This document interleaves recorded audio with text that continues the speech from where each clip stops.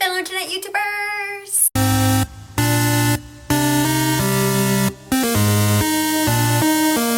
Hey guys! Sorry about no video last week. I was quite busy with school and work, so there's my excuse this time. Let's get on to the main point of this video. So, we all know there are certain months that are like awareness months for certain things. Well, this month of April is Autism Awareness.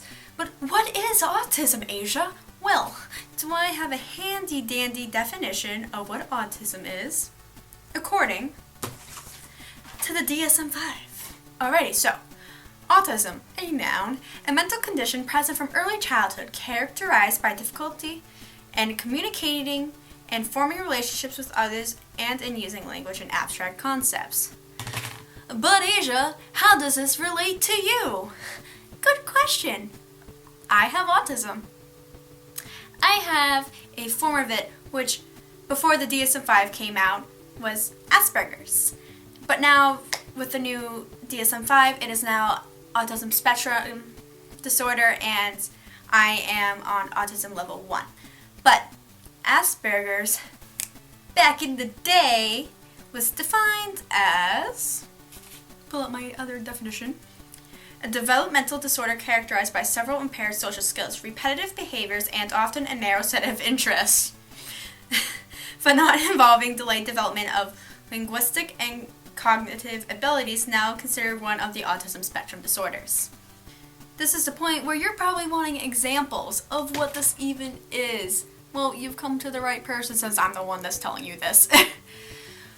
So, when I was younger, Asperger's to me was obsessing over something. Like, I remember obsessing over dinosaurs, and like there was almost a month where I would only eat like a T-Rex. Like, I wouldn't use my hands, they would be behind my back, and I would shove my face into my plates. So, and then like it was all dinosaur toys and like dinosaur shows and the Discovery Channel back when it showed actual, I had these sensory issues where I couldn't wear certain things.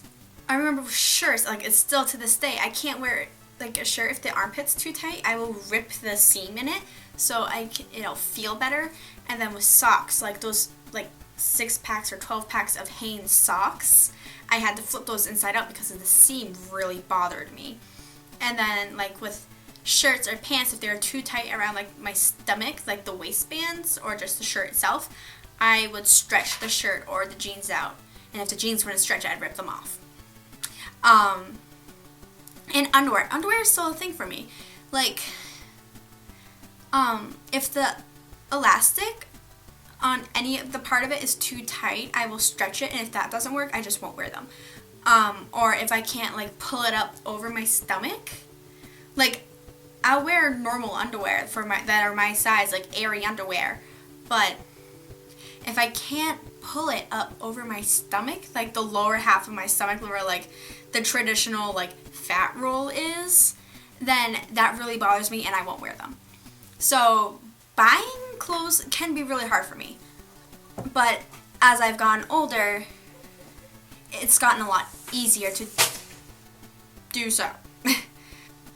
Also, when I was younger, I had to wear shoes where I could cross my big toe and the second toe over. If I couldn't do that, I would literally be driven bonkers.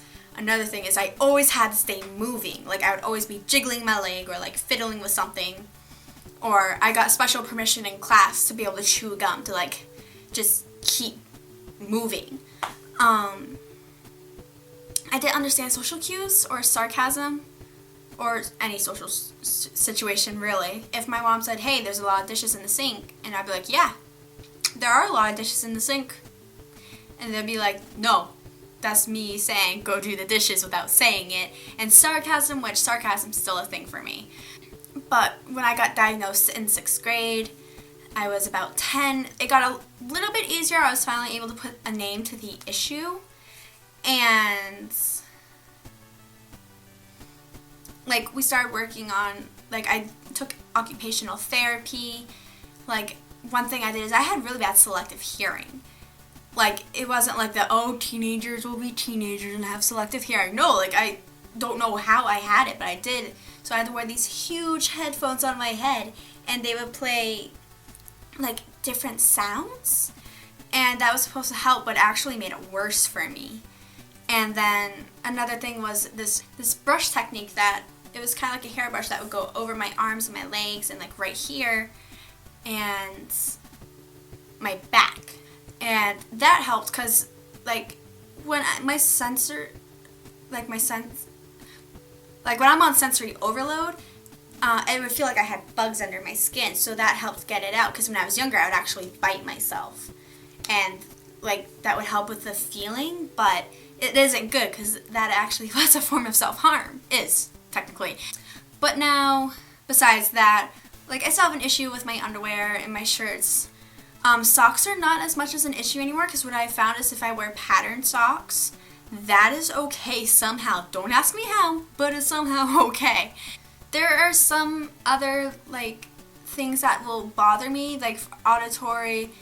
If I hear someone breathing really heavily through their nose or their mouth, well, breathing heavily in general, or like I can hear someone chewing, swallowing, stuff like that. It's like nails on a chalkboard to me. I don't know why. That's recently kind of started to happen. I don't know if that's just because of my stress levels or not, but that's just like nails on a chalkboard for me. Loud sounds used to really bother me, but they don't anymore. But if I don't tell people, they would have actually never known I had this, because I've just gotten so well at like coping with it. Like I recently started therapy, and one thing I told her is that I also had Asperger's, and she's like, "What?" So yeah, I am understanding sarcasm more, but there are still some times where I'm like, is that sarcasm or not? Because you need to tell me. And social cues are starting to get easier as well. But I still do some inappropriate things. Like if things are very serious or like sad, something like that, I'll randomly start laughing. Like, or smiling. Smiling is a big thing. I'll just start smiling. Laughing is just kind of like a thing. But like I'll just start smiling, and like people think I'm an asshole for it. Like I almost got in trouble with a family member for doing it, but I'm like, I just don't know what to do, so I'm just smiling. And so, do you guys have any questions that I didn't answer through this little thingy? So leave it down below if you do have any, or inbox me. You know the drill. And so yeah, if any of you others have a form of autism, how are you coping with it? What ways help you deal with not the daily struggle, but like when things flare up? And so yeah, survive till next time, my fellow internet YouTubers. Bye. So yeah, that is how I personally prep and care for my brand new contact lenses. I will put, "You look nice today." There's your compliment, because you was a beautiful human being. And you should be told that you is so pretty and so nice and a good human being.